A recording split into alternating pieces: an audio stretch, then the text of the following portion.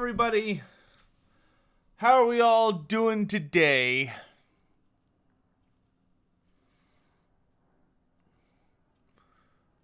Good afternoon. Whew. Goodness, it is freaking cold here in Texas today. I'll tell y'all what.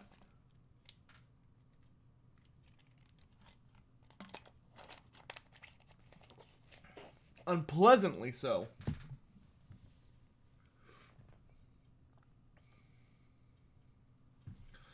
Alright, well, we're waiting for everything to finish getting set up. Let's go ahead and go through the hello queue. Good afternoon to Thentox, Rubber Duck of War, Dossick, Kiro Haas, Felix Minor, Falcon. We got Jake Wu in here. Changer of Ways, good to see you. One sec, my dudes. So, him and him.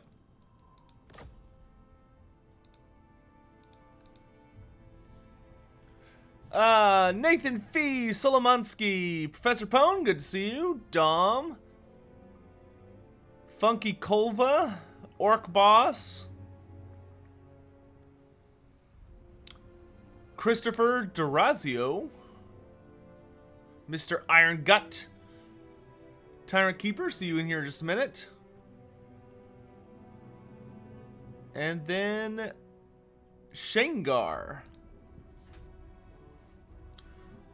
25 degrees Fahrenheit? Oh no, it's not that cold. It rarely gets below 30 during the day in Texas. It's oh, actually it warmed up a bit from last I checked. But it was around 30 degrees this morning, but now it's only like 43. But my house is still cold. Hello, another Volvix fan. We are doing a tournament today with Total War Warhammer, but we've got a really unique rule set for today. So let's go ahead and transition here. All right. So, for today's first match, we've got some new faces, we've got some old faces. It's been a couple months since our last tabletop tournament for Total War Warhammer. So, for those of you who are sitting in the audience, that way you can tell anyone who joins in later, because I'm sure there are going to be people asking what's unique about this tournament. The rules for this tournament are pretty different. Unlike most tournaments, none of the players know who they would be facing until the day of. They also have no idea what their opponent's armies would be, and they have to submit their armies in advance. So, as you can see here, we don't have to worry about waiting for them to set up.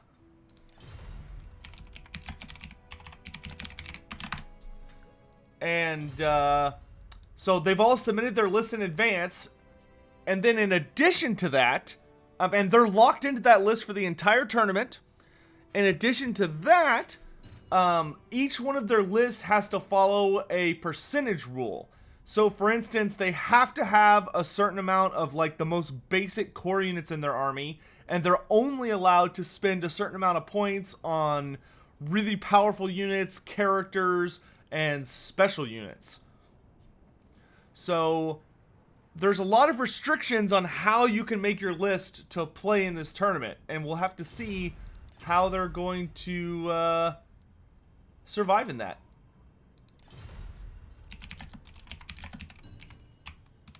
So without further ado, let's go into our first game. Tyrant Riders Dark Elves versus King of the Dead's Norsca.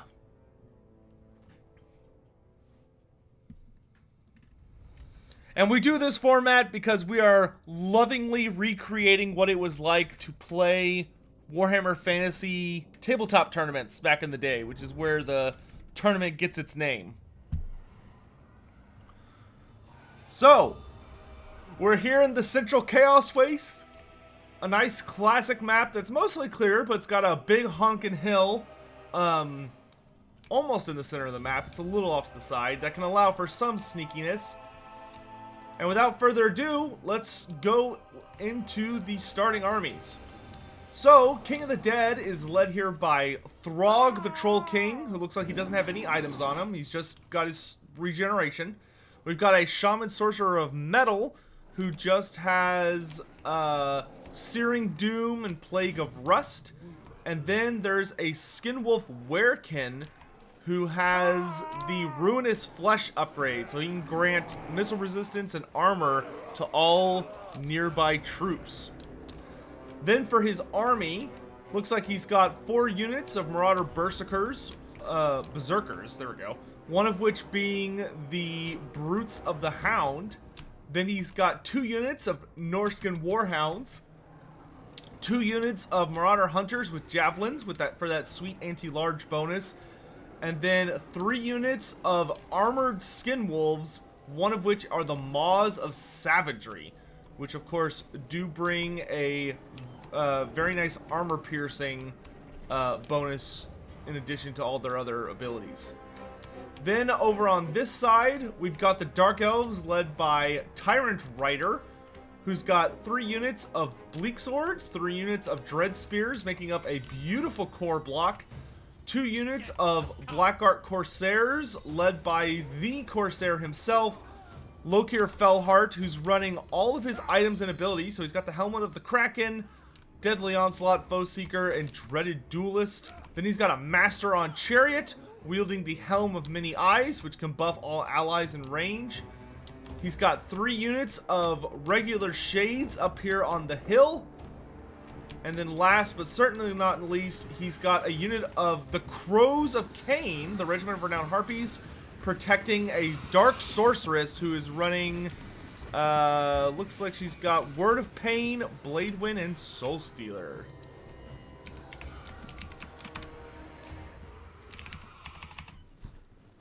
Alright, without further ado, let's begin. Is there a map of the Chaos Waste? Can you travel there with some accuracy? Yes, but the geography can change.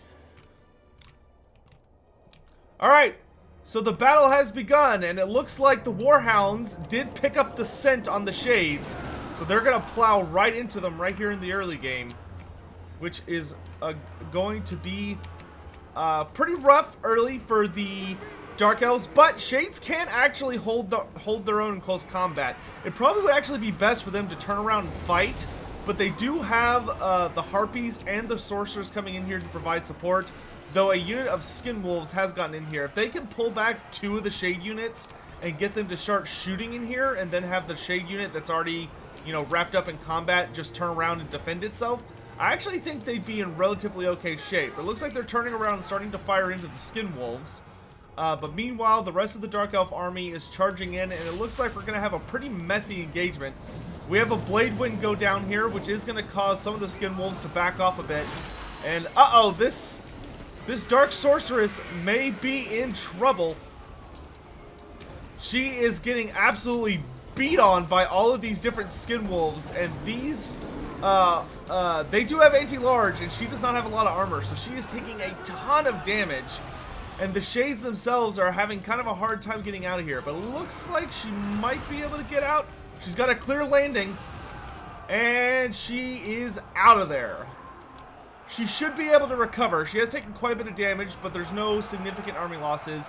And now the real fight has begun. So you have all these different units clashing into each other across the board. Oh, really, really nice upgraded Plague of Rust on these Blackguard Corsairs, which is going to just annihilate their armor. So these Berserkers are going to chew through them.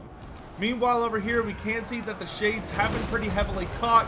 We've got a upgraded Searing Doom coming on to do maximum carnage and damage.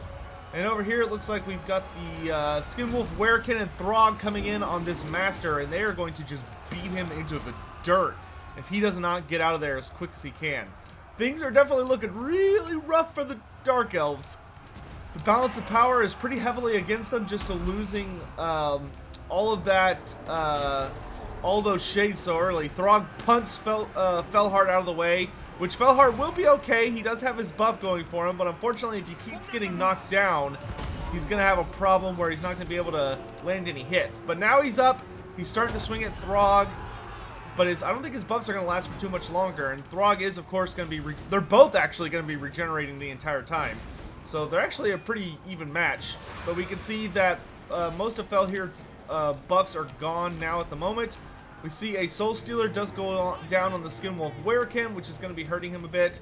But unfortunately, it looks like the Dark Elf core line is pretty much gone. The Master has been shattered off by all of these enemy troops. And although Throg is taking a lot of damage, the Dark Elf line is kind of in shambles at the moment. They might be able to get Throg if they're lucky, but of course they do have their bonus going for them right now. They've got Murderous Prowess going for them, which is buffing the Dark Elves' leadership considerably, as well as their combat stats, and really allowing them to sit in there and fight. But it looks like army losses has kicked in as the Dark Elf units are shattering and falling apart, and that is game.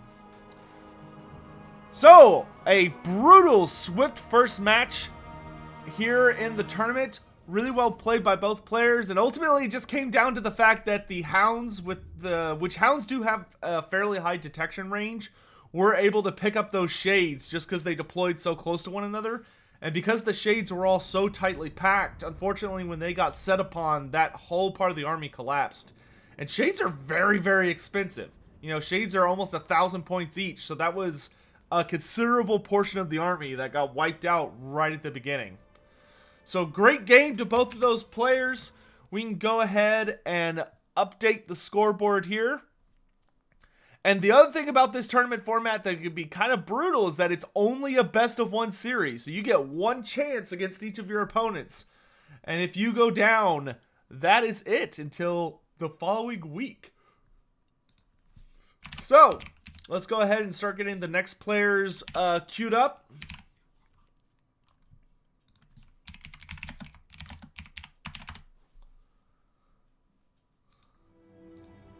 And go from there. Oops. Alright, so we've got the Undertaker, who I think is running under the name Grombrindle nowadays, if memory serves, versus a Duck of War. At least I think that's right. How's everybody in chat doing today, by the way? I don't know if I've asked y'all how you're doing.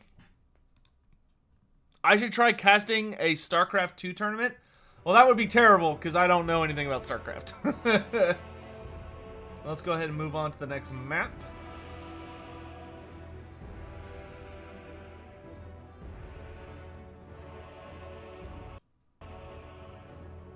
Uh-oh.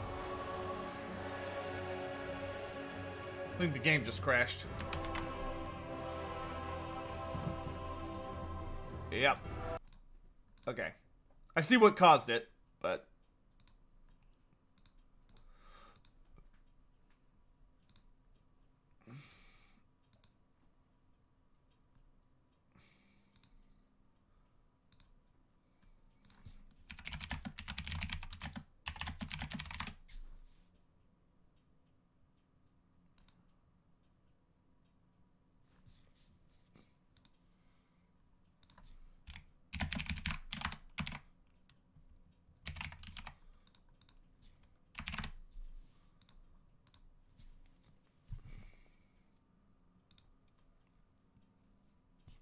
I cried this week when I was reading Realmslayer. Realmslayer is a really, really good book, but it is very sad. What's the difference between a normal tournament and a tabletop tournament?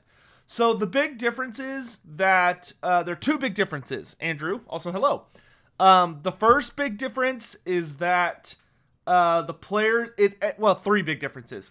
First is that it's a best of one series. So you only get one chance against every opponent instead of a best of three. The second is that you have to submit your army before the tournament, and it's locked in once the tournament begins. So, if you, like you turn in an army in advance, you don't know who you're going to be facing, you don't know who you're going to be playing, or what army they're going to be using, and, that's the only chance you get. Okay, so it's... Skaven Warlord.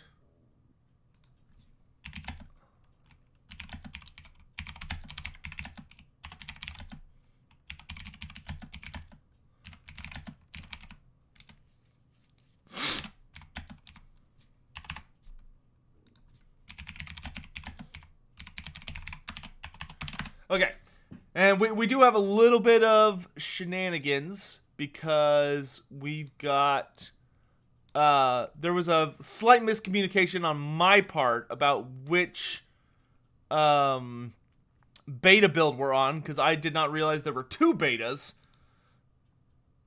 So, for this match, it's going to be a Rubber Duck of War versus the Undertaker.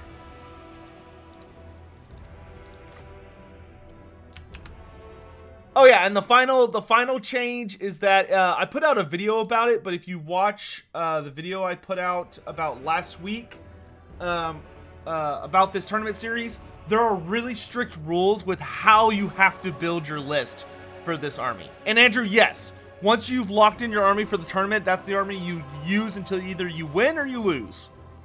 How did Skarsnik meet his pet? I'm not toxic. Skarsnik met Gobla when Skarsnik was fairly young. Skarsnik was on a mission to find a bunch of squigs for his tribe, which were known as the Backstair Boys. And he, due to a series of shenanigans, he found a squig nest with some baby squigs in it. And Gobla got injured by the other goblin he was with, who was an opponent of Skarsnik's. And which is how Gobla loses one of his eyes. And Skarsnik, very uncharacteristically for a greenskin, felt bad for him and let him go. And then they met later in life, and Gobla remembered Skarsnik, and they became best buds. Alright, so we've got our players.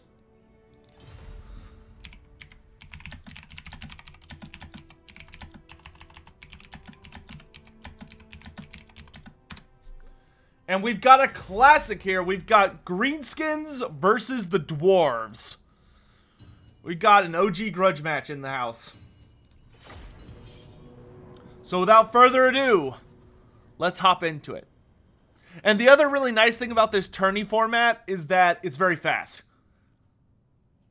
This tournament format is super quick. Speaking of romantic, you remind me, Koval, happy Valentine's Day to everybody out there.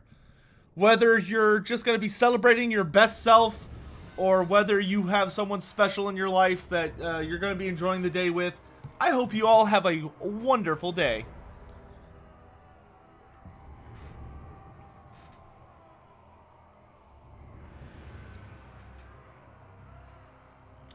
And also, speaking of which, I don't think it's going to be announced. I will announce it today, but I'm going to be doing something a little goofy for Creative Assembly tomorrow, for because tomorrow apparently in England is Single Awareness Day, so I will be streaming on their official channel tomorrow for some shenanigans.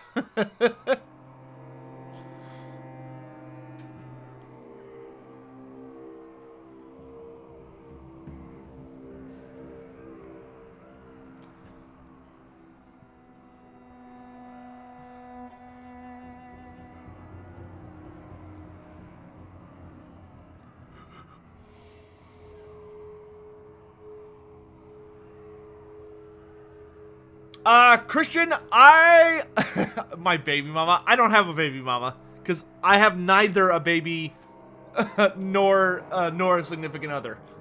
So I'm just taking care of myself today. You know what I'm going to do today, guys? After the stream, I think I'm going to go see the, well, I've got a friend in town who I have not seen in like 6 months, so I'm going to go hang out with him. But I also really want to go see the Sonic the Hedgehog movie.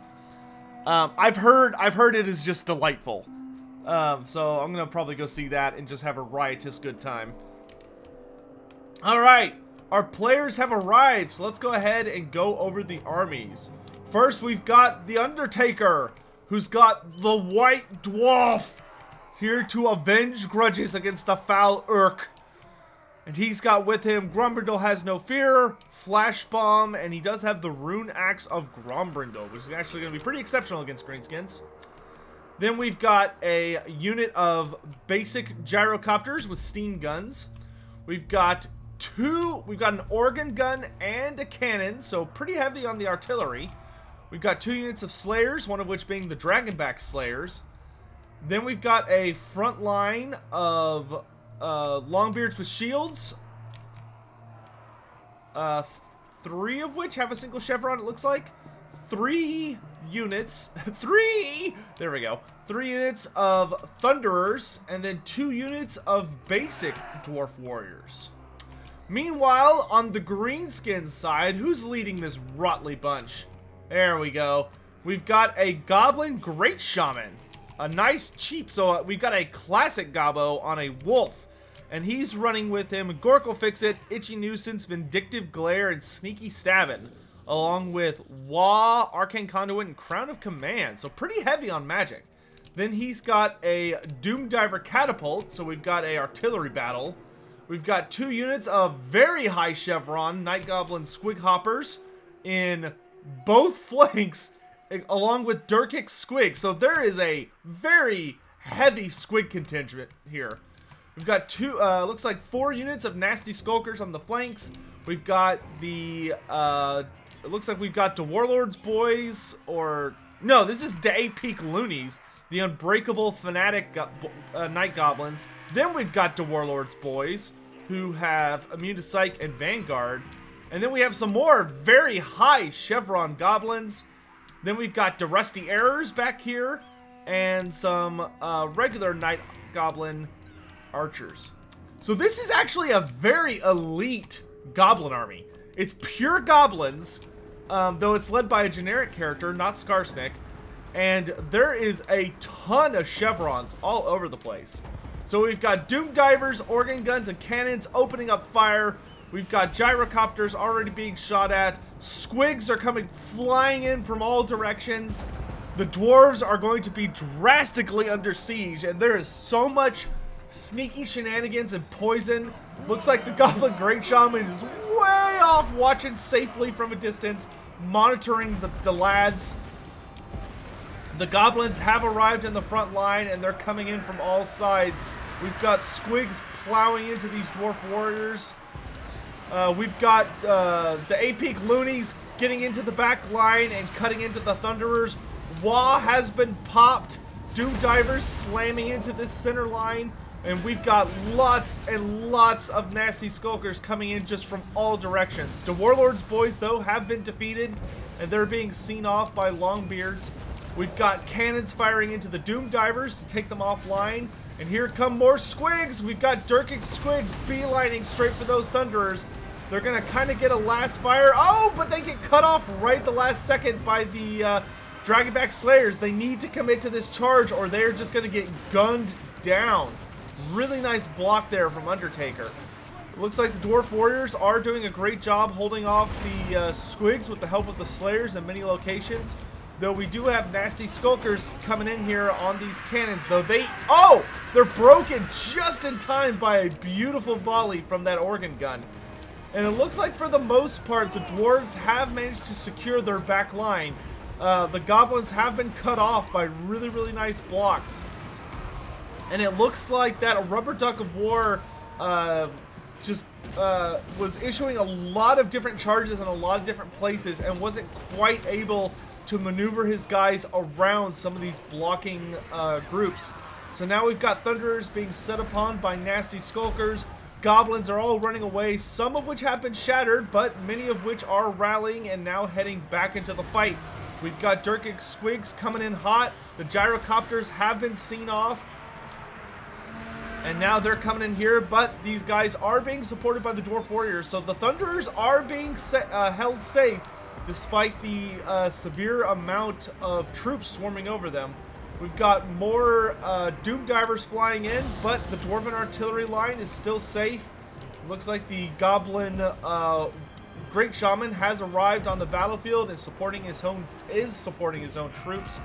We've got the Warlord's Boys rallying back into the fight. Squig Hoppers looking for a place to get in here.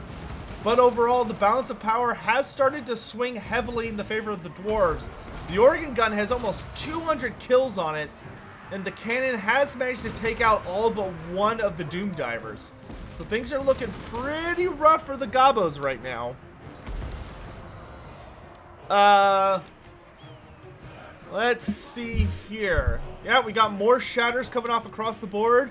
I mean, the goblins do have a significant legion on the flank here, but one thing we're seeing here is that the dwarves are actually doing a really good job of keeping multiple units wrapped up in combat, which you don't want this. When you're playing competitive, one thing that you kind of have to teach yourself that's a little tricky is not to let multiple units get on a fight like this. Because if you look, most of these goblins aren't fighting. Only about the front few couple ranks of these night goblins are fighting those dwarves.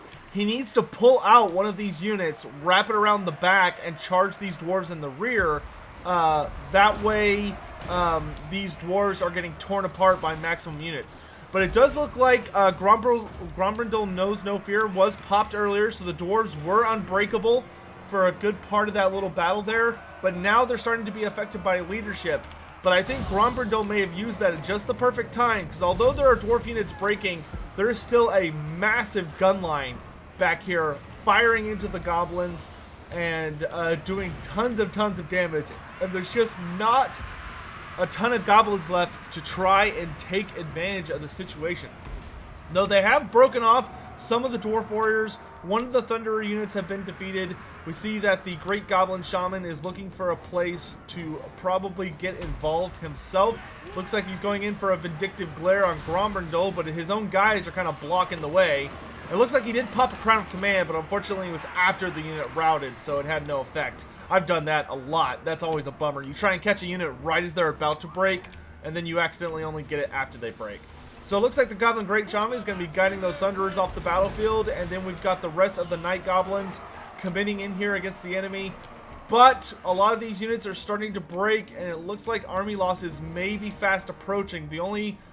yep, there's army losses now as the Goblins realize, you know what, there's just too many dwarfs around that big scary one with the beard, and that is going to be game. Alright, Polex411, if Norsca was not a real army in Tabletop, right? Could they do the same thing with one of the Greenskins sub-factions? Oh yeah, I'm sure they could if they wanted to.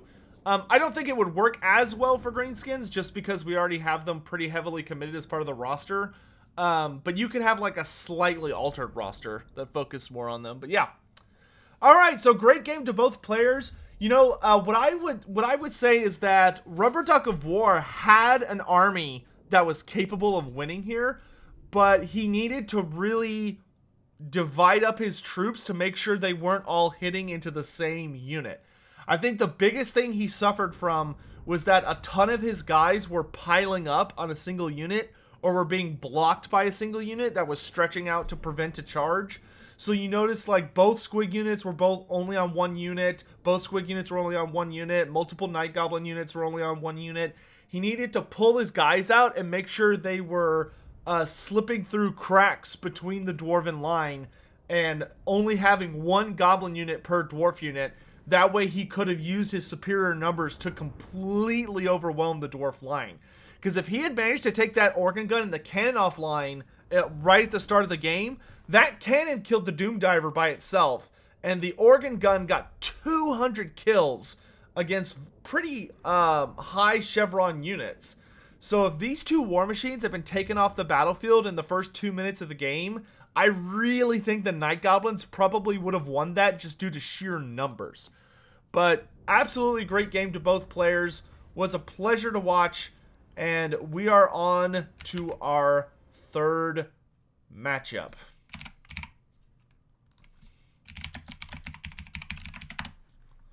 So let's go ahead and update the scoreboard here.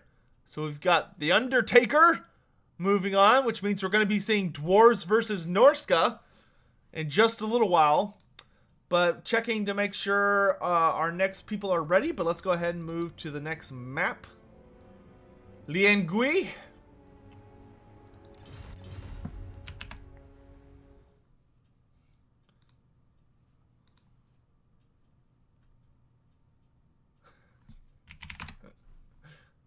Okay. So we'll punt Skaven to the end here and move Anticity up. Yeah, there we go. So next up, we're going to have Just Fez versus Anticity.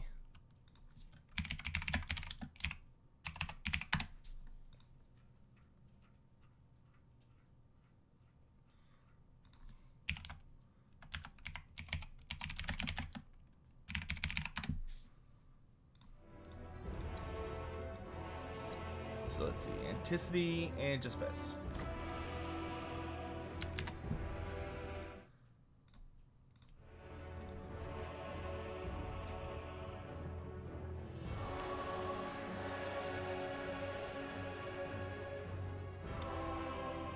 And I do want to thank you all for coming by today.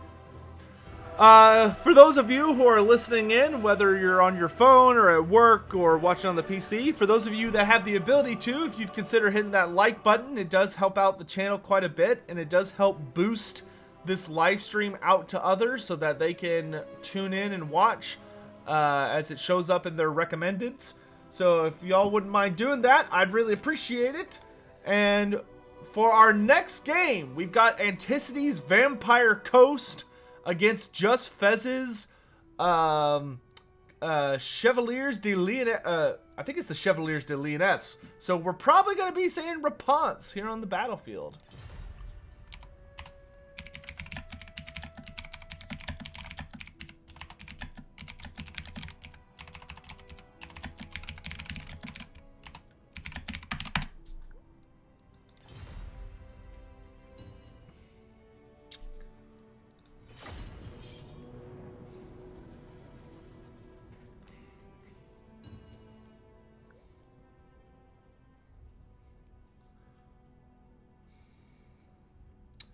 Goodness gracious. I'll tell y'all what though, random aside while we're waiting for this to load up. I had the most hardcore game of Age of Sigmar yesterday. It was insane. It was a 1,500 point game, so both sides had 1,500 points. I was playing my Night Haunts against an Ossiarch Bone Reaper player who was playing I forget, somebody in chat will know who they are off the top of their head. They were playing the Fossilized Legion that has like a 2-up armor save across the entire army. I won that game by 10 points. So we were tied on objectives, and then we had to compare how much stuff we had killed, and I killed 10 more points than he did out of 1,500. It was the closest game I have played in an age. It was insane. Petrifex Elite. There, thank you. Alright, our players have arrived, so let's start going over the armies. Let's start with Anticity, who's got a pretty large Vampire Coast army. We've got the Night Terrors, the Regiment of Renowned Mongols. We've got 1 unit of Scurvy Dogs. We've got a Necrofex Colossus here in the back. The army is led by Luther Harkin up on a Deathshriek Terrorgeist. And it looks like he does have his Hornswoggle ability. But he does not have any of his other abilities. Then we've got a Vampire Fleet Captain on foot with just Drown Dead and Invocation of Nehek. And then we've got 1, 2, 3, 4 units of Zombie Pirate Deckhand Mob. We've got 2 units of Zombie Pirate Gunnery Mob with bombs. And then 5 units of Zombie Pirate Gunnery Mobs with handguns. Oh, and then in the back we've got a unit of Sirens. Some people say Sirens. I prefer to say Sirens, even though I know it's more spelled Reens. But hey, sue me. And then over on the Bretonnian side, we've got Réponse de Lyonesse leading the battle. And it looks like she's got all of her beautiful items and abilities. She's got the Sword of Lyonesse, the Halo of Maidenly Wrath, and the Fleur-de-Lis banner. We've got the Green Knight himself here on the battlefield, which is a pretty good map for him. There's plenty of forest for him to regenerate in. Then for the army, we've got a Field Trebuchet backing up the main force. We've got the Companions of Quenelles. We've got another unit of Questing Knights. Then we've got a Damsel of Beasts who's running Pan's Impenetrable Pelt, Flock of Doom, Wizen's Wild Form with both items of the Power Stone and the Scroll of Shielding.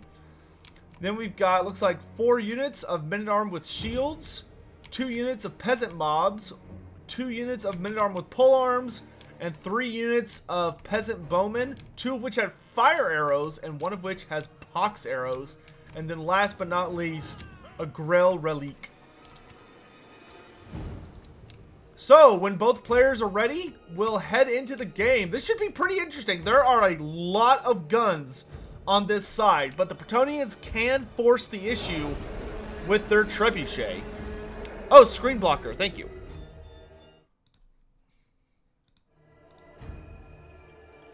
And I heard that that wonderful donation roar. I will check that in just a bit.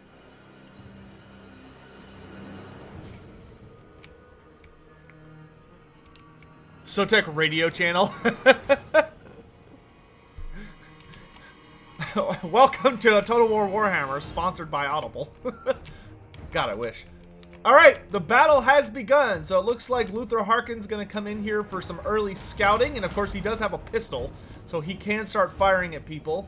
Early cannon barrage did come in, but it actually completely missed. It looks like maybe one of them hit a tree, but the rest just weren't accurate. But these knights will definitely either just want to get out of range, or they're going to want to use these trees as cover. You know, you could just hide behind these, and they'll actually block a fair amount of the shots. Oh, you know what? It was coming in from the Necrofex. That's probably why. So another volley coming in. It looks like it's going to hit the Men-at-Arms with shields. And oh my gosh, look at that pistol damage already. Rapunzel has lost a huge chunk of health from Luther Harkin's pistol. She needs to get back in range of her archers and let her archers go ham on him. But don't just stand there. Move, move, run, get out of there. Because these fire archers will actually do a ton of damage to Luther if they get in range. But yeah, she needs to skedaddle. Because she doesn't have very good missile block chance at all. Yeah, look at that. She's already almost down to half health because of Luther. She needs to get in range of those archers and let them screen off Harkin. But it looks like the trebuchet has started to open fire. Doesn't look like it's had any really good connections yet. But looks like Harkin is going to get out of there pretty quick. A Pan's Impenetrable Pelt comes down to provide Rapunzel with some missile resistance, which will help out a little bit. And it does give her a speed boost that lets her get away from Harkin. And here we see Harkin is doing a marvelous job of just juking. So that's typically, whenever you're playing against a player and you see them giving a lot of commands for their guys to just like move around and avoid damage, that's generally when you probably want to stop focusing that particular target just because they're going to be wasting your ammunition. At this point, the Bretonnians probably just need to start getting really aggressive. I mean, they do have that trebuchet, but because of the Necrofex Colossus, they're not trading super evenly at the moment. At the very least, though, they're going to want to stop wasting their ammo on Harkin. Good to use it to screen him, but probably not much beyond that, just because he'll just be dodging constantly. But it looks like the Bretonnians are getting into a charge. They're starting to get mobile. That trebuchet will be helpful if it could just focus down these units of zombie pirate gunnery mobs. I mean, if it could just stay on them and keep doing regular damage, that will help out across the battle. But it looks like we do have the champions. Looks like they were thinking about coming in for a charge there, but start to back off a little bit. Luther Harkin putting a couple shots into the Green Knight. The Green Knight is a perfect person to take those kind of shots. He could not care less. Like, he might take a little damage, but he's got regeneration as long as he stays in this forest. So he will be just fine. Meanwhile, here it looks like the Bretonnians are getting close to connecting on the battlefield. These bombers are going to absolutely obliterate these peasant mobs. Yeah. Yeah, between the handguns and the bombs, they are not going to make that. Alright, looks like the Knights are starting to come in. The Green Knight is beelining for that Necrofex Colossus, along with some of these questing Knights. It probably would be worth it to send some of these questing Knights through to try and get these bombers offline. These bombers are at least supported by the Grell Relic, so they're going to be a little more resistant to breaking due to fear or terror concerns. or these archers definitely need to focus these bombers. These bombers need to go down as quickly as possible. Here we do have, looks like, a upgraded Pan's Impenetrable Pelt and a Flock of Doom, which actually instantly deletes that zombie unit. What an incredible catch. And here we do see that he's got a lot of guys on this Necrofex, but he needs to get these knights out of here. These knights need to charge these gunnery mobs and take them offline immediately. Like, you can leave behind Raponce and the Green Knight to focus down the Necrofex, but the actual questing knights need to be shutting down these guns, or they're going to take so much damage for free. Here we do see that the left flank of the Bretonnian line has collapsed. Meanwhile, the Night Terrors have arrived into the battlefield.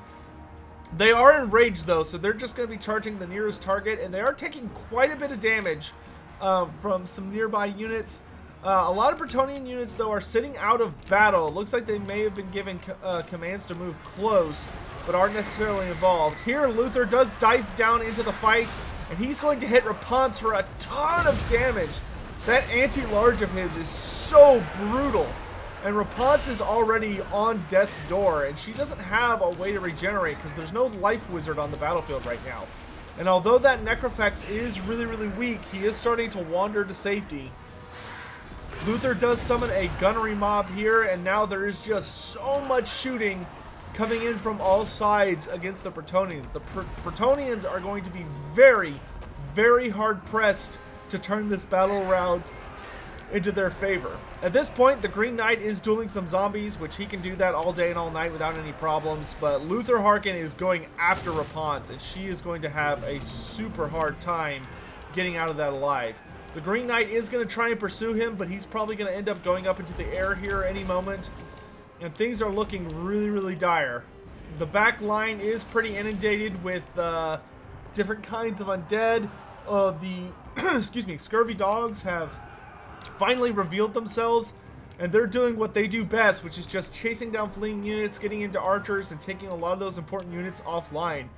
Meanwhile, yep, unfortunately it looks like the brave Lady Raponce has been killed, her horse riding off the battlefield without her as she lays dead in the field. And the Green Knight looks like he is committing to going after that Necrofex, and he is just shrugging off all those bullets without a care in the world. But he does take a little bit of damage in from that Necrofex, and he'll probably be able to bring this big old boy down. But, man, he is really starting to eat damage. Oh, really nice heal coming in there from the Vampire Fleet Captain. I don't know if he doesn't have his Dolores Blade active, so I don't know if he's going to be able to kill this thing. I mean, it is healing, but it is also crumbling. And overall, it looks like army losses have kicked in from the Bretonnians as the Mournguls, the Sirens, and the Scurvy Dogs use their superior speed to just basically start wiping everything out. And that is going to be game. Hey, Italian! Thanks for the... Thanks for the 69 Valentine's Day Super Chat, brother. I appreciate it. Nice. Alright, good game to both players. I actually think Just Fez had a pretty interesting list to work against this build, but I definitely think he struggled with controlling just the sheer number of peasants he had. Which that's definitely the hard thing about when you play an almost 20 stack army like this, is that it can be genuinely hard to be issuing all the orders you need to be while still microing, you know, your heavy cav section. The Trebuchet actually did get quite a bit of damage done, and those questing knights did a phenomenal job just obliterating the first zombie unit they ran into. If they had been able to divide and just keep slamming into different units, ping-ponging around, they might have been able to cut through all these different gunnery mobs.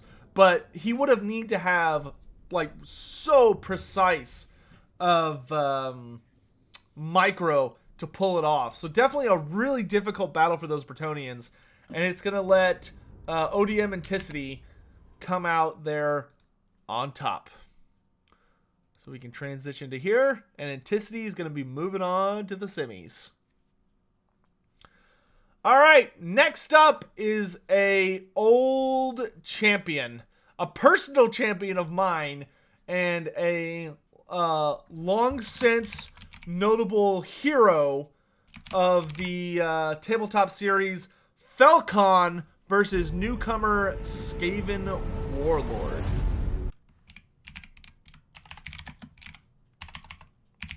Though Skaven Warlord's definitely been a part of the community for a good while now. I think he's new to this particular system. Tomato, thanks so much for the $20 super chat, brother. Really appreciate it. Never done this before, but hearts and stuff. Aw, it's so adorable how awkward he is about it. Thanks. I really appreciate it, man.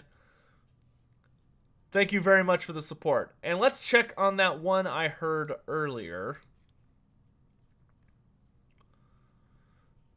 The Guardian of Metal saying screensaver is up for $5. Well, thank you. I'll be sure to turn it off right now, just so we don't have to worry about it again. All right, both our players are in, and we've got another grudge match. Oh, chat, we've got the Cult of Sotek versus the Skaven, and I need to change the map. We are going to... Where is it?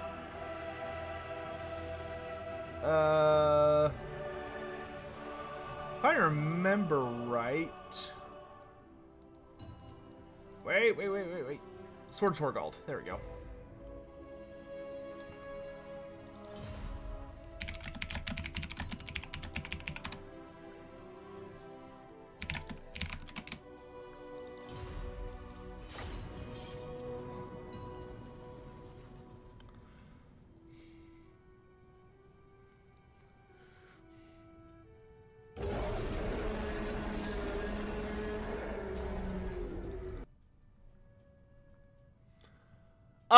Thanks so much, Dosict, for the 1337. That's a very specific number. Satisfy the grudge.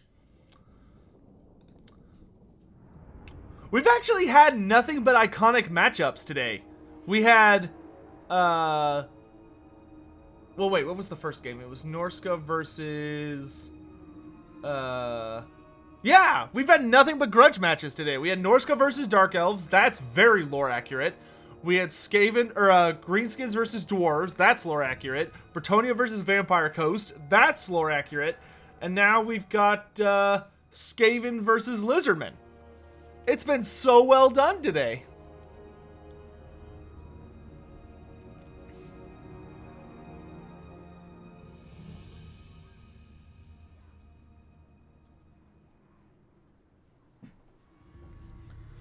All right, boys and girls. Let's see what we're going to be seeing here from both players. I vaguely remember Falcon's list. Falcon has a pretty silly list. But Falcon's also a terrifying player, so...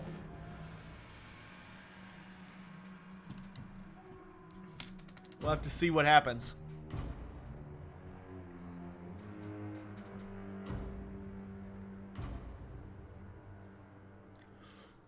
Tomato, I have no idea what you're talking about.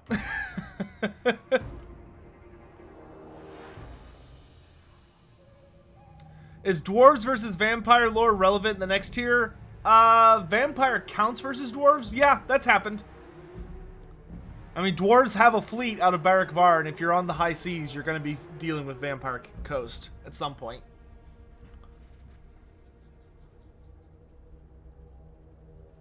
Wait, this is Bretonnia. What's the Cult of Sotek doing here? The Cult of Sotek has obviously teleported here to deal with the rat problem. Clearly. Though, in the lore, Tenenwan has invaded the old world.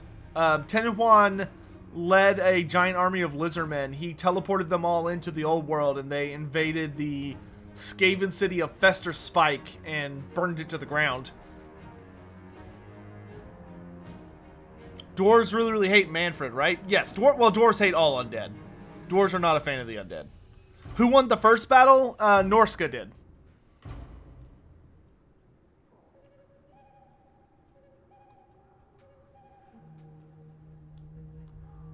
Polex, although Norsca, like an actual pure Norscan faction, was not one of the armies on Tabletop. Most of the units in the Norsca army are units that existed on Tabletop. They were just part of the Warriors of Chaos. But you could run a Norsca themed army in Tabletop, no problem. Like, it was doable. It wasn't exactly the most competitive thing, but you could do it. And Vampire Coast was playable in Tabletop during earlier editions. Like 6th edition. How do the Lizardmen view the undead? They're not part of the Great Plan, so Lizardmen do not like them.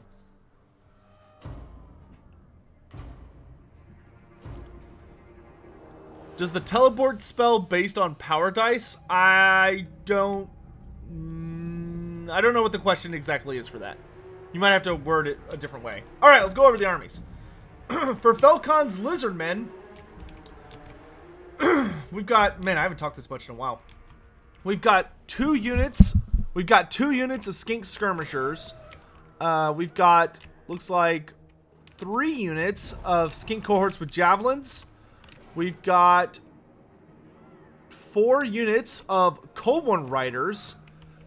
We've got the cohort of Sotek, led by a Skink Priest of Heavens, a Feral Stegodon. We've got Tenenhuan, the Prophet of Sotek himself, with just the transformation of Caden, leading on a horned one. Then we've got 2 units of Red-Crested Skinks, 2 units of regular Skink cohorts, another Feral Stegodon,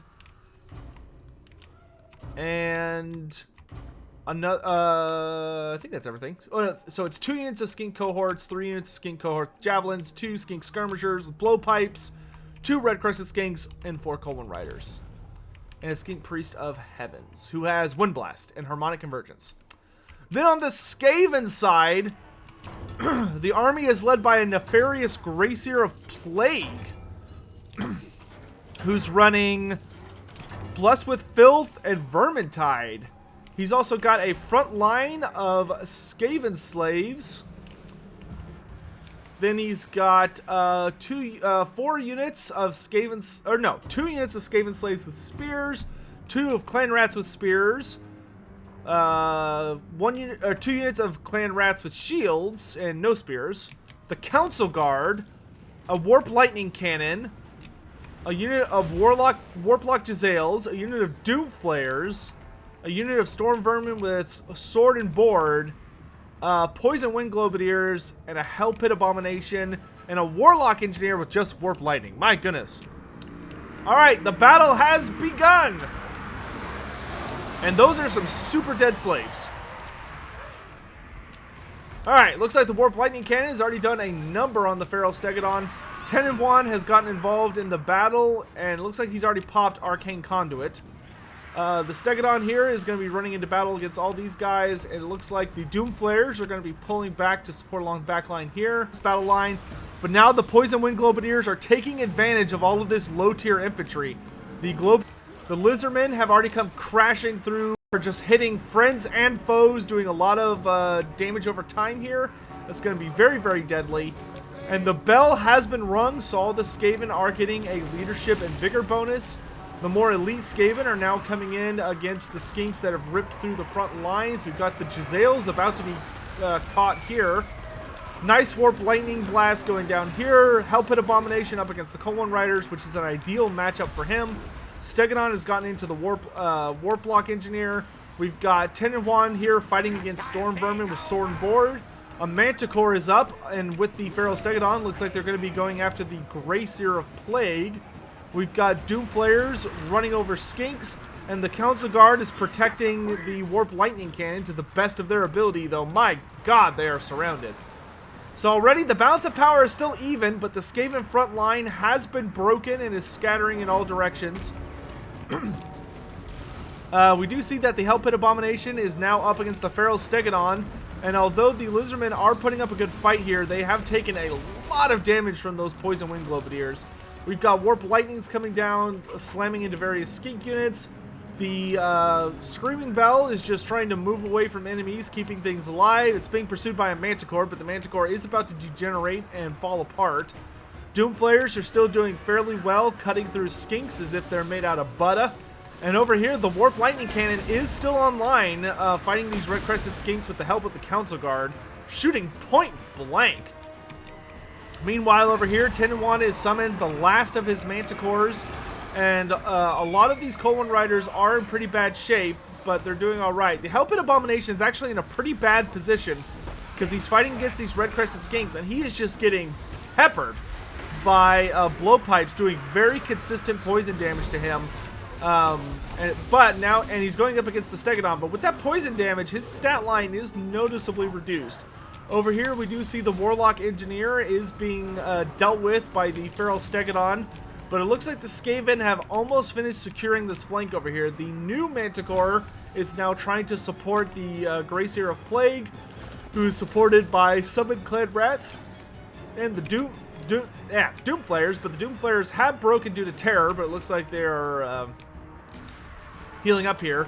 Down here, we do see that the Warp Lightning Cannon has started losing notable amounts of its crew members to these Red Crested Skinks, but the Council Guard are probably going to see them off sooner rather than later. Meanwhile, elsewhere on the battlefield, the Hellpit Abomination has been broken, but he did get a Too Horrible to Die proc, so he healed up pretty well, and now he's starting to run away from the Skinks, but likely they're going to follow him. Meanwhile, this Skaven battalion did rally, and the Poison Wind Globadiers are able to slaughter the Cold One Riders with their deadly globes and see them off the battlefield. So they're rallying back towards the main force. Here we've got Storm Vermin with shields having rallied, and they're coming right into the cohort of Sotek, which is going to allow the Hellpit Abomination to break away and probably rally here in a moment. The balance of power is in favor of the Lizardmen, but it's still fairly close. We have Tenwan chasing the Gracier of Plague, but he does summon a big ol' horde of clan rats to tie up the Prophet of Sotek and protect him. Really nice Bless with Filth going down here, which is going to be bolstering all of the Lizardmen units, or the Skaven units, with some nasty, nasty contagion. And it looks like he's going to call down a... Oh, unfortunately, he calls down a really nice spell there, but unfortunately is just a little off sides. And although the Council Guard are fighting to their damnedest, they are surrounded on all sides, so they do have the Gracier support. Tenwan is going to run around and attack this guy along with the Stegodon, trying to sacrifice this Gracier in the name of the great god Sotek. And it looks like we've got Cold One Riders coming in here from behind to potentially try and cut off his escape route. He has been poisoned, so he is notably slower, and they are hopping on him en masse. He's only got 200 health left. The Hellpit Abomination has rallied along with many, many of these units coming in here trying to secure some kind of defense. And it looks like the Cold One Riders are going to cut down the Gracier, and down he goes, cast down from his altar of ruin. And with that, things are looking really, really bad for the Skaven. They do still have some leadership left with the Warlock Engineer, but the Hellpit Abomination is getting focused down by all these different Skinks. A beautiful volley of Poison Wind Globes going into the Skink line, which is going to do tons of damage over time. But with that, it looks like at the loss of the Gracier, the Skaven army is going to collapse due to army losses, and that is going to be game. The only thing still standing being the unbreakable Storm Vermin Council Guard. And the Lizardmen, the Cult of Sotek, stands victorious. Alright, fantastic game to both players. They played really, really well. Probably the closest game we've had so far. So great job to both of them. Thanks so much to everyone who participated in the quarterfinals. Skaven Warlord, Just Fez, Rubber Duck of War, and Tyrant Gate. We hope to see you, brothers, in future weeks. But now it's time to start moving on to the semis. So first up, we've got King of the Dead versus The Undertaker.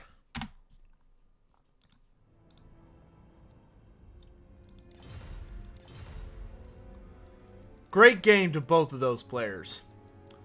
All right, let's head to... Where is it?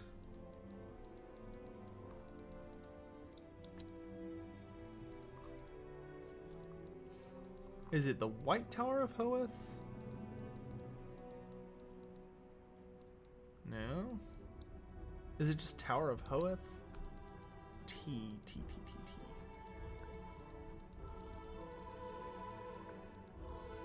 Yes. Yes. This one's a nice classic map. Alright, and this time, we've got King of the Dead's Norskins going up against Undertaker's Dwarves. Both of these armies are quite victorious. And it'll be interesting to see who comes out on top. I will say that the Dwarf list is definitely pretty nasty up against the Norscan army. There's a lot of armor on that dwarf army. We'll have to see if the Norskins can cut through it. Sotek, why do vampire counts?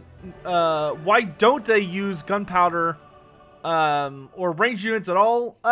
So the thing about vampire counts is vampire counts are an army that depends purely on mass units. And the way that they resurrect their undead is that they use them as only the most basic borderline puppets. And because of that, the undead that the vampire counts choose to use only retain their most basic fighting instincts from life.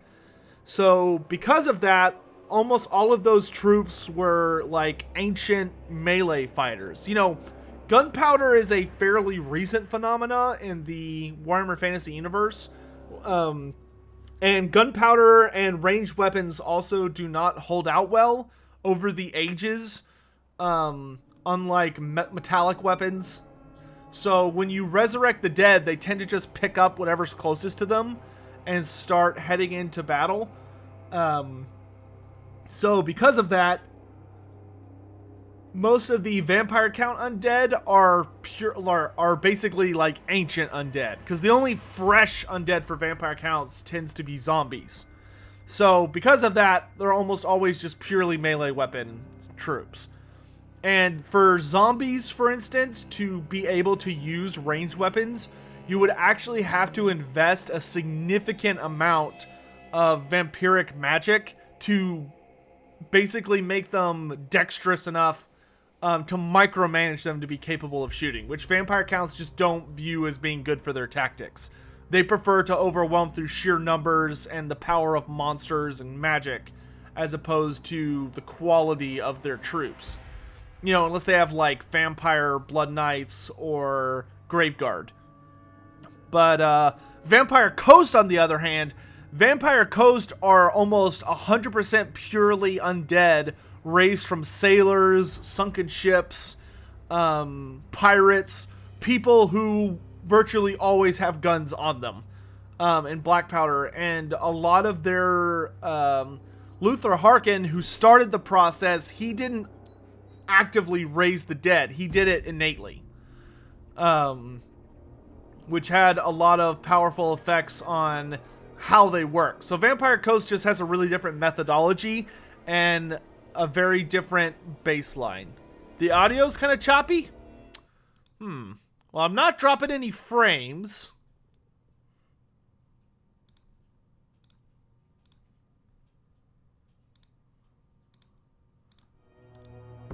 So it shouldn't be stuttering too bad. Make sure all my connection's good.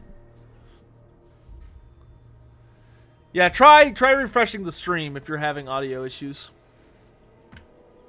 Alright, so to go over the armies one more time. Let me make sure I don't have the screen blocker up, because now I'm just like nervous about that. Okay, for the Dwarves, we've got 4 units of Longbeards with sword and shield. Sorry, 5 units. We've got an organ gun, a cannon, Grombrindle leading the army, 3 Thunderers, 2 Slayers, one of which is the Dragonback Slayers. Oh no, sorry. Yeah, it's 4 Longbeards and 2 Dwarf Warriors. Then we've got a single unit of Gyrocopters with steam guns. Meanwhile, on the Norskin side, we've got 1 unit of Chaos Warhounds, 3 units of Armored Skin Wolves, one of which is the Regiment of Renown version. We've got 4 units of Marauder Berserkers, one of which is the Brutes of the Hound, ROR. We've got 2 units of Marauder Hunters with Javelins. We've got Throg the Troll King leading the army, backed up by a Skin Wolf Werekin and a Shaman Sorcerer of Metal with Plague of Rust and Searing Doom. Have Skaven ever fought with the Ogre Kingdoms or Chaos Dwarves? Yes, frequently. The Skavens are one of the dominant factions in the Darklands. So they fight with them a lot. Alright, so the organ gun and the cannon have already wreaked massive death on the Norscan line. We see that they have both already killed a decent number of troops. These Marauder Berserkers are already lost a third of their health and 13 models to that artillery line. Oh, really nice charge here by these Norscan Warhounds. They did manage to slip all the way around the back, and they just jumped into this organ gun. They are almost certainly going to get almost immediately broken, but they did take the organ gun offline for at least a good amount of seconds, and they will easily be able to escape to safety, meaning they'll rally and be able to come back into the fight. So now we have all the Berserkers coming in from all angles, charging into the battle line, and then we've got the Armored Skin Wolves, which these guys don't, they do have significant AP, or they do not have significant AP, they have significant anti-large, but they are fairly well armored, so they can handle themselves. But these guys, the Maws of Savagery, they do have good AP, so these guys are actually pretty dangerous. Oh, there are 2 Norscan Warhound units. I thought there was only 1, but nope, there are actually 2. So here we see Norsca is mainly just looking for a way to get in. Throg had committed to the fight here, but he looks like he ate a cannon shot because he did get knocked down. And we are getting a little bit of lag, but hopefully that'll settle itself out here in a second. We've got Norscan Warhounds here threading the needle, and it looks like they're either going to go into the Thunderers or maybe the cannons. We've got Marauder Hunters with javelins shooting into the War Machines. Throg is into the War Machines. We've got the Flash Bomb from Grombrindal going out, slowing down a lot of these units. Javelins are actually going into the Organ Gun, which tears them apart alongside the help from the Maws of Savagery. So the Organ Guns are getting destroyed by those Javelins and are actually broken. Meanwhile, we've got Throg here on the cannon, and the Dwarves are just completely inundated. The Dwarves are just surrounded on all sides. They're being completely overwhelmed. The Brutes of the Hound, along with the Skin Wolves, have managed to break through, shatter a Longbeard unit, and the Brutes of the Hound are now at very, very high tier for their Berserker Rage. Both of the artillery units look like they're pretty much offline, but there are still a ton of Slayers committing to the fight now, trying to help out. We've got Thunderers shooting into Throg, knocking him down about a third of his health. And now Grombrindal is in here dueling the Maws of Savagery alongside these Longbeards, which the Maws of Savagery look like they are pulling out, probably trying to give their regeneration a little bit to activate.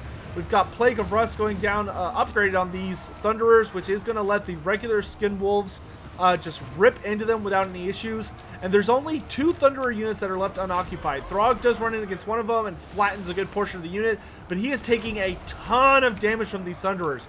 Throg needs to get these Thunderers offline. He's going to come in for a charge here, but he is taking so much damage, and it looks like they're calling in a Searing Doom, which is going to do quite a bit of damage to those Dwarves. Slayers are running in, and it looks like Throg is broken due to the amount of damage he's taken. But we do have the Skin Wolves coming in on the various Thunder units, trying to take them offline. The Hunters are still in fairly good shape with plenty of ammo. And for the most part, it looks like all of the Dwarf artillery is completely offline. We've got Longbeards mostly in decent health. Looks like there's still 3 units still standing, one of which is at very high health. Both the Dwarf warrior units, though, are very wounded. One of the Thunder units is engaged in close combat. One of them is on the verge of breaking. Throg, of course, has broken and fled, but he is fast enough that he will probably be able to rally. Oh, one of the Thunder units is broken. If the Norskins can take advantage of this, that could be devastating for the Dwarves. Throg is heading towards the edge of the battlefield, and he is being pursued, it looks like, by the gyrocopters. If he manages to rally, that could be really, really bad for the Dwarves.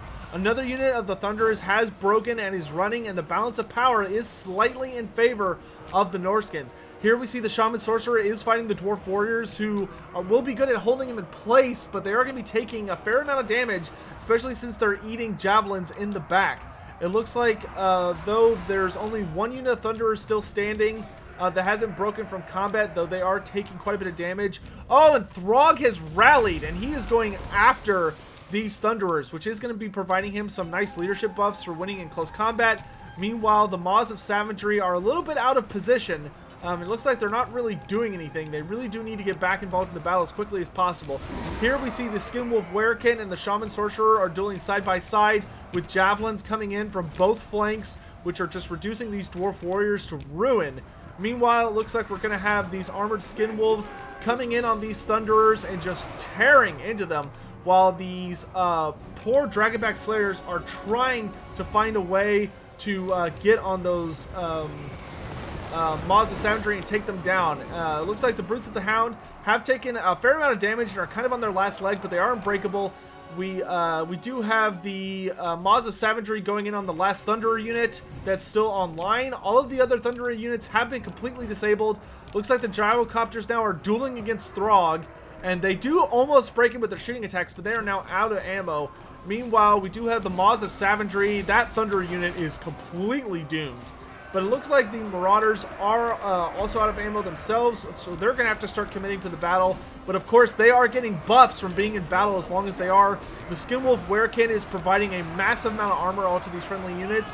And it looks like we have an Overcast Searing Doom coming down, which is going to do quite a bit of damage to the Dwarves. Because although they do have high armor, that spell just hurts a lot on model counts.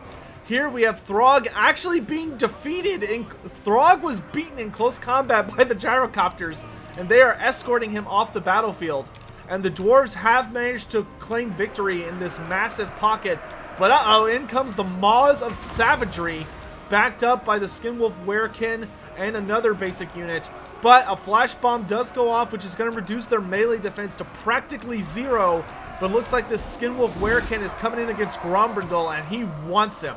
Grombrindal is the only thing holding the Dwarves together at this point. Two of the Dwarf Warrior units, looks like both of the actual Dwarf Warriors are going to break and run. So now all that's left are 3 units of Longbeards, one of which is Wavering, the Dragonback Slayers, and Grombrindal himself. But we do see that Flash Bomb has worn off, and now it looks like the Norskins have activated their cycle charging. We've got the Gyrocopters chasing off Throg, which is smart because Throg has regenerated a lot of health. Throg is almost up to 1,500 health due to regen, and if those Gyrocopters stop chasing him for even a fraction of a second, he will rally. So they have to escort him off the battlefield. Meanwhile, we do have more and more Marauders charging into the battle here, and it's pretty much down to Grombrindal trying to single-handedly deal with all of these enemy units, which he does have very high AP, but unfortunately he does not have much in the way of anti-large. So although he can do damage to units like this Werekin, he's going to struggle to do like Ungrim and, you know, practically one-shot them. Especially when he's going to, anytime he turns around, that Werekin is running to stab him in the back. And we see here that all of these Longbeard units have broken. The balance of power is now solidly in favor of the Norskins. The only person left standing is Grombrindal, who gets hit with a nasty, fully upgraded Plague of Rust, which is going to shred his armor down to 60, which is providing barely any defense, as all the Werekins are going to run in on him, and they're just tearing poor Grombrindal to pieces, and he is only moments away from breaking. Meanwhile, the Dragonback Slayers are the only other unit still fighting side by side with him, but there's only 2 of them left. Throg has left the battlefield, so that leadership penalty is going to be affecting the Norskins, but they have 2 characters standing side by side very close, and it looks like Grombrindal is just taking too much damage, and at this point, he is going to break. The Dragonback Slayers have been slaughtered. There's no more unbreakable units on the battlefield, so Grombrindal is all that's left, the legendary hero of the Dwarves, but he's just completely surrounded, getting circle beat from all sides, and he shatters, and that is game. And the Norskins claim victory, which I honestly thought the Norskins, I actually thought based on the builds that the Norskins were at a notable disadvantage that fight. But he did a really good job of making sure to absolutely surround the Dwarves. Like he took a lot of damage while he was working his way in, but he sacrificed the Norscan Warhounds early to thread the needle and take these war machines just offline for just a couple seconds, while his army completely surrounded the Dwarves, and then he just swarmed in on them.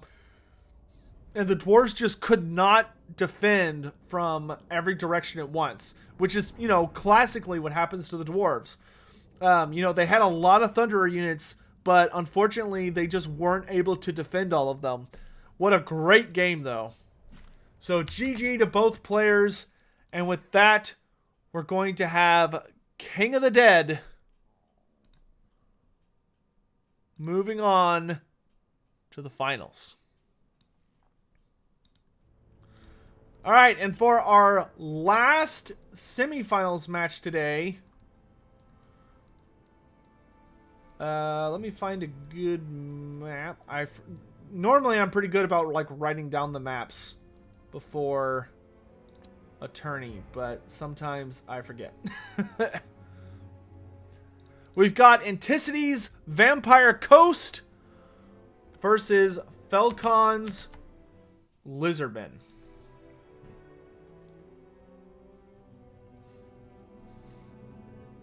And this is the second to last game for today. So without further ado, let's hop into it. And good thing too, I'm starting to lose my voice. Yes, Divina Q, one of the 3 unique rules for this tournament is that once you've selected a list, you have to use it through the entire tournament. The second special rule is you have to make your list before the tournament. And the third special rule is that there are an additional set of restrictions on how you have to build your army, and that a certain percentage of your army has to be made up of basic units, and you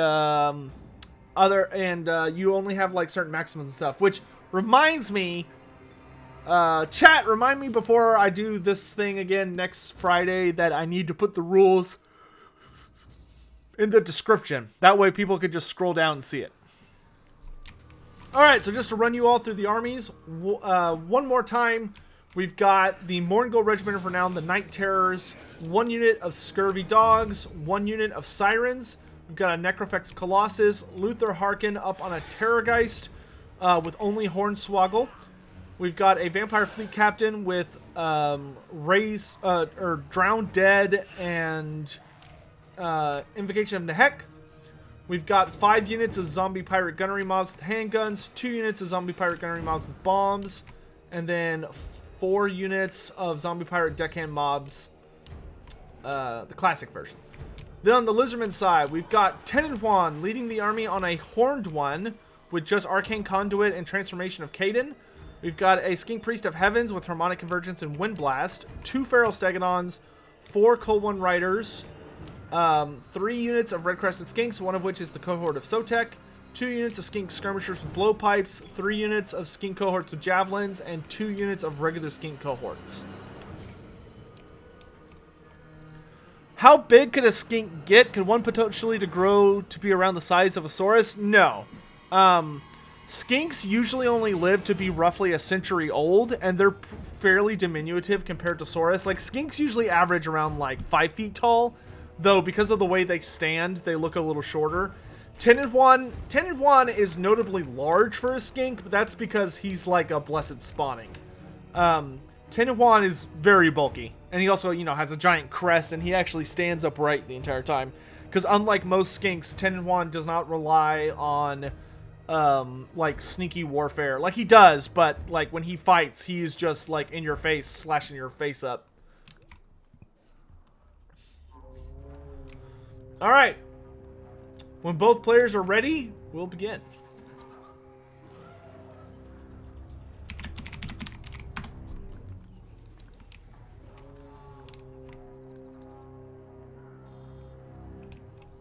I thought lizardmen were immortal.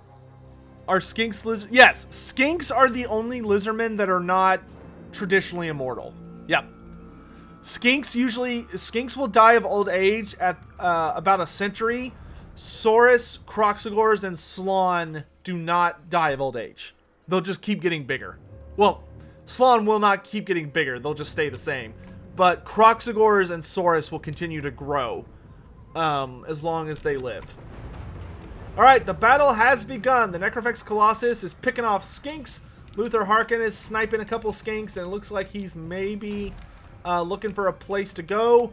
But here we see that the Cold One Riders have noticed there are no halberds, and because of that, I think they're just gonna beeline for this army. The Feral Stegodons and the Cold One Riders are just gonna run right at them. Oh, beautiful side shot by the Necrofex Colossus. That killed a ton of guys. Holy shit.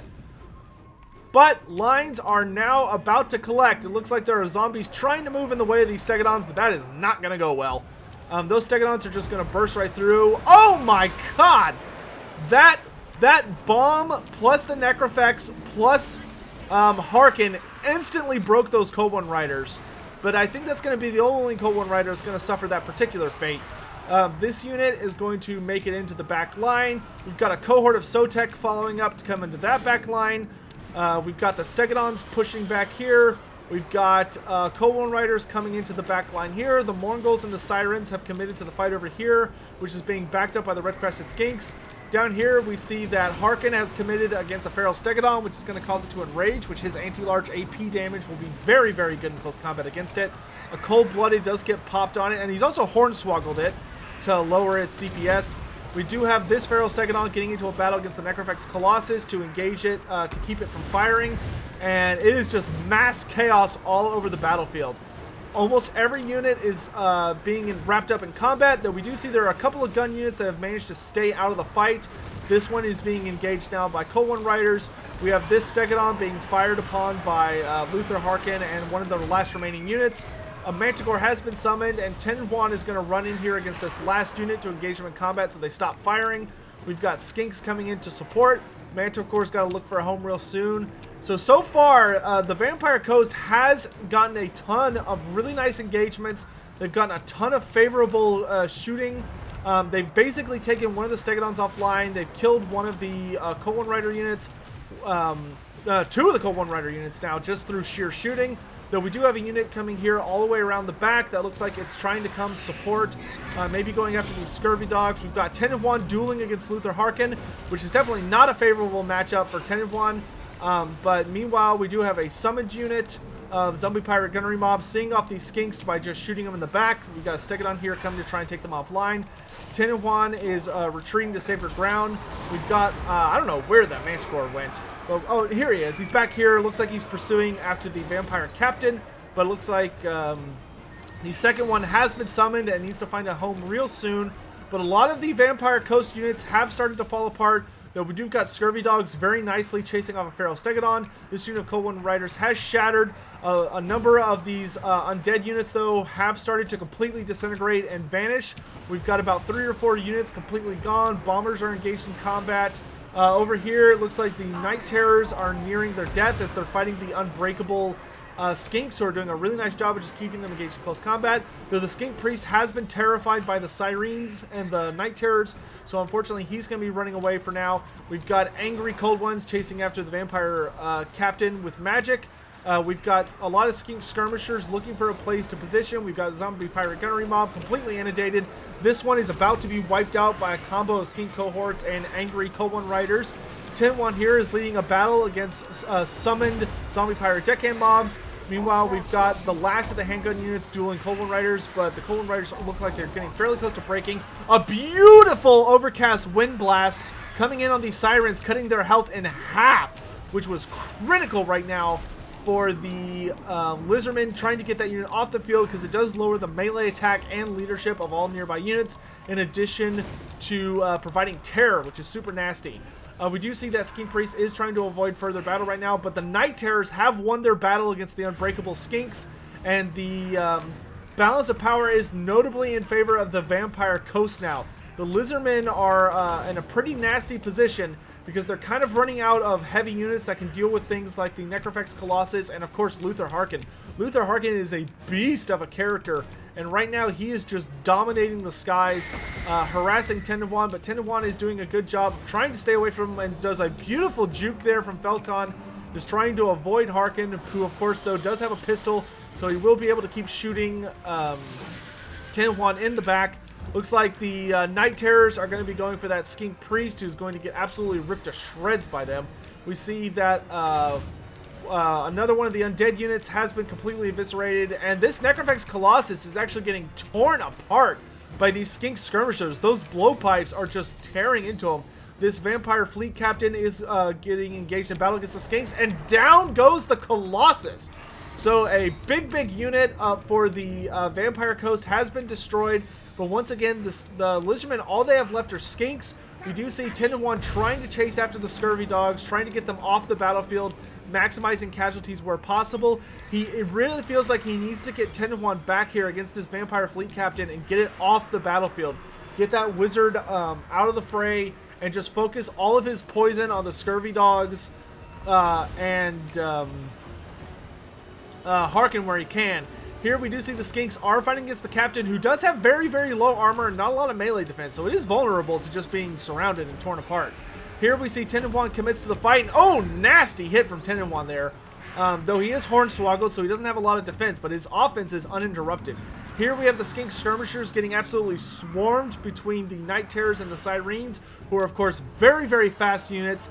The Vampire Fleet Captain, though, has been slaughtered and removed from the battlefield, but unfortunately, it's too little, too late. Army losses kick in, and the cohort of Sotek shatters and flees from the battlefield, and that is game.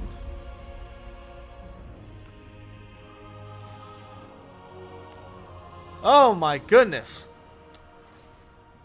So great game for both players, but ultimately, it just looks like it really came down to the Sirens, the Night Terror Mournguls, and Luther Harken. Just brutal units, and the Mournguls, you really kind of almost have to have a heavy anti-large unit that can slam into them, that has high enough armor that the Mournguls can't just regen their way out of the situation to cut them down. And of course, Luther Harken is just a brutal, brutal character. If the Skinks could have got on him and mowed him down with the shooting attacks, they probably could have killed him. But unfortunately, he stayed really, really nicely positioned in the middle of his army until it was too little too late. And all of the Mournguls, along with him, charged into the Skink Skirmishers, which with all of that terror, just did a truly absurd amount of damage. All right.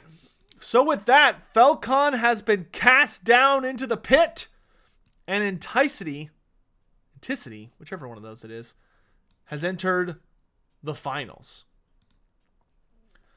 Sotek, is Queek as crazy as Luther? Yes, they are pretty equal levels of crazy. Alright, what's a good map that I really like? Is it Carrick Drawn or is it Carrick Asgal? Carrick Asgal is pretty good. Alright, this is it, chat. This is the finals. We are hustling today. It's beautiful. Thankfully, all the setbacks we had today were easily fixed by rescheduling. So, without further ado, we are heading into the final match, which is going to be Vampire Coast versus Norsca.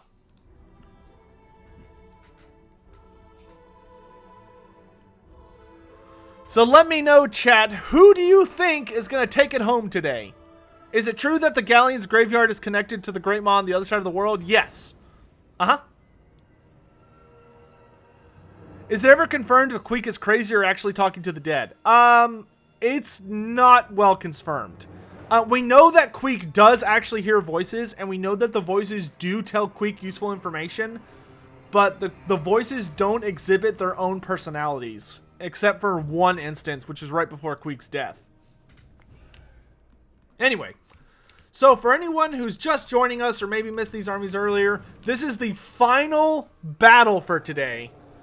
And we've got the Norsca Legion of King of the Dead, led by Throg the Troll King, a Shaman Sorcerer of Metal with Plague of Rust and Searing Doom, a Skinwolf Werekin, 3 units of Armored Skinwolves, one of which is the Maws of Savagery, 2 units of Marauder Hunters with Javelins, 4 units of Marauder Berserkers, one of which is the Brutes of the Hound, and 2 units of Norscan Warhounds.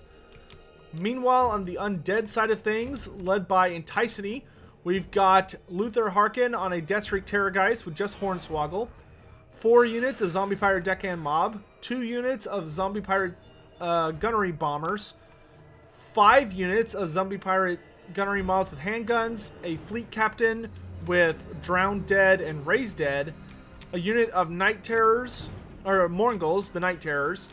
We've got a unit of Sirens and the Scurvy Dogs, and then a Necrofex Colossus. Alright, so the battle has begun. Norsca has hidden a bunch of their units all over the map. Some of them are hidden in various forests and are going to be probably coming in for flank charges. And we've got Norscan Warhounds beelining for the main line. Here's probably going to be a pretty interesting moment, because they're not going to know these 2 units are here until they're very, very close. We do have Luther Harken flying forward and already picking off one of the Armored Skinwolves with some pistol shots. Obviously, the unit he killed won't be coming back, but the remainder of the unit will be able to regenerate any lost damage. Here we do see that the Scurvy Dogs are actually going to catch the Norscan Warhounds, because it looks like with the charge bonus they're getting for pursuing them, 90, yeah, they're both 95, but of course the Scurvy Dogs did get a bonus with their charge, and it looks like both units have now fully committed to the fight. Meanwhile, on the main battlefield, oh my gosh, I must have missed a Terrorgeist Scream or a Necrofex Colossus shot or something, because the armored Skin Wolves, they didn't lose any models, but they took a ton of damage. Of course, for regenerating units, losing models is really the only thing that matters. Really, really nice shot there from the Necrofex. Didn't kill a model, but it did once again do a lot of damage, and now they are entering on the charge. Here we've got these Norscan Warhounds beelining for the Zombie Pirate Gunnery Mob, which is shooting with everything they got, and it just does not connect. Because these guys actually do have decent missile resistance for a unit like that. We've got the Sirens chasing off the Norscan Warhounds. Skin Wolves are coming in on this unit of Gunnery Mob. For the Bombers have this unit coming in. The Berserkers are going to eat through these deckhand mobs like they are made of confetti. Meanwhile, these Armored Skin Wolves do try and get in on the Zombie Pirate Bombers here, but they are going to get terrified by Luther as they have lost their frenzy due to their leadership being too low. But it looks like we're going to have a Searing Doom coming on. These guys try and dodge it, but it's too little too late. They're going to lose almost half their HP to that devastating spell. Meanwhile, it looks like Luther is just going to bounce around the battlefield, trying to cause terror attacks where he can, trying to get the Skin Wolves to flee in various directions. Looks like we do have a Berserker unit here that's just kind of sitting here looking pretty, as Party Elite would say, not doing anything. They do need to get involved in the battle. But here we have the first of the Zombie Pirate Gunnery Mob units being absolutely torn apart. We've got these Scurvy Dogs trying to slow the Maws of Savagery down, but they're not having any of it as they charge into the next unit on their shit list. We've got more Marauder Berserkers charging in, the Skin Wolf Werekin charging in, just charges all over the place. But I will say things are looking pretty nice for Vampire Coast at the moment. We've got Javelins, though, coming in on the Night Terrors. The Night Terrors, who have been practically undefeated throughout the tournament, are just absolutely on death's door. The Brutes of the Hound and the Skin Wolves are ripping them to shreds. And with that, the Night Terrors have been wiped out. Here we've got Throg dueling against the Necrofex Colossus and Luther Harkin. Luther Harkin does have greater Plague of Rust on him, so he is taking so much damage every time Throg lands a hit on him. But, of course, Throg doesn't have a ton of armor himself and is taking a lot of damage. Throg does decide to fall back, but he is taking a lot of shooting damage, so he does need to be careful. Here we've got... Oh, the Skin Wolf Werekin has been shattered by the Norscan Warhounds and consistent artillery shooting, so that's really, really nice for the Norskins. We've got a Scream coming in on these Skin Wolf, Armored Skin Wolves, which is going to see them off the battlefield. Brutes of the Hound here are charging in against the Zombie Pirate Gunnery Mob. Maybe not the best choice because that unit is just a summoned unit. Here we've got more Marauder Berserkers dueling against the Necrofex Colossus, which they will be able to beat it, but at what cost? It's really a unit you kind of want to save till last. Though, oh gosh, this is going to be really bad. The Sirens are coming out. These Sirens have been killer this tournament, just because so few people in this tournament have magic damage. And we do have a Searing Doom coming down, but it looks like the Sirens are going to be able to dodge most of the damage. They get kind of tickled by it, but other than that, they're okay. Here we've got these Skin Wolves focusing down this unit, Zombie Pirate Gunnery Mob, who are probably going to be deleted here any second. The Skin Wolves here do see Harkin coming for them, so they do start trying to fall back. The Scurvy Dogs were defeated by the Norscan Warhounds, and now we've got Norskins coming in from all directions, trying their damnedest to shut down all these shooting units.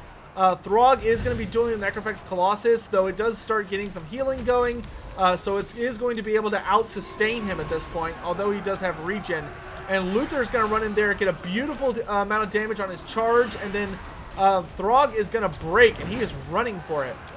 So here we see an Overcast Plague of Rust going down on Luther Harkin. Throg needs to get the hell out of here. They need to stop this unit from firing, or they are going to cut Throg down. And if Throg is shattered or dies, that is probably going to be gain for Norsca. So here we see the Shaman Sorcerer bravely trying to get in there and save him. Oh, he has Hornswoggle on him, so he just has no armor. So here we see Skin Wolves coming in on this last unit. Throg has managed to avoid being shattered, so he is still regenerating. Back here, we see Luther is actually taking a lot of damage. But ultimately, the balance of power is significantly in favor of the Vampire Coast. Another great Searing Doom goes down, and oh no! Throg is dead. Yep, Throg was cut down by Luther Harkin's gun. His pistol scything him down. And it looks like the only thing holding together the Norscan army at this point is the Shaman Sorcerer. We've got Javelins coming in, which are threatening to finish off the Necrofex Colossus, but the Vampire Fleet Captain's going to run in here. And at the end of the day, it looks like this might be the end for Norsca, as army losses are starting to kick in. And with that, that is going to be game. Oh, hell of a final match there. Beautifully played by... Sotek just turned 26. I ain't 26, I'm 28. Yes, I turned 28 a little less than 2 weeks ago. So that is game. Well played to both players. King of the Dead made beautiful use of every single unit in his army. I think the only thing that I saw with King of the Dead is it looked like that one of his Berserker units didn't fulfill its charge order due to due to the fact that it looks like it might have been declared as like a block charge, but Luther might have flown over it, and when a flying unit passes over a unit that's been told to charge whatever's closest, it'll just stop moving. So that was unfortunate. And then one of the Marauder Javelins got kind of chased way into the backfield by a unit of zombies, despite the fact they probably could have beat the zombies in a fight. But overall, great game played to both players. That last game was actually very, very close. Luther Harkin nearly died multiple times. But those Sirens, man, the Sirens did work. There just wasn't enough magic damage present in any of the armies we saw today to really effectively deal with them. Ethereal units can be really dangerous in this format. So, anyway, congratulations to Enticity, who's going to be claiming our first victory in the newly revitalized hardcore tabletop tournament.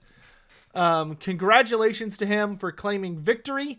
And of course, thanks and congrats to everyone who played today. There were so many great games, and everyone played really, really well.